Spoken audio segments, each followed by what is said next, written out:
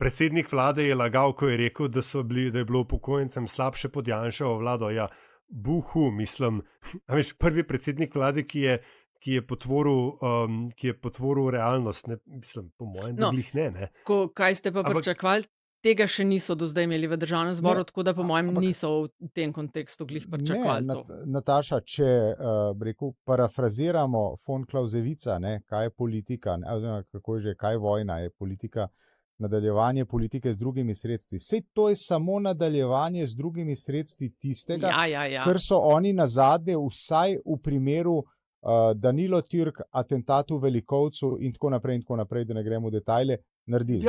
Isto je bilo, takrat je bila fabrikacija, tukaj so samo iz rezanja in lepljenja zgodovinskih dokumentov prešli v rezanje in lepljenje video dokumentov oziroma video prispevkov.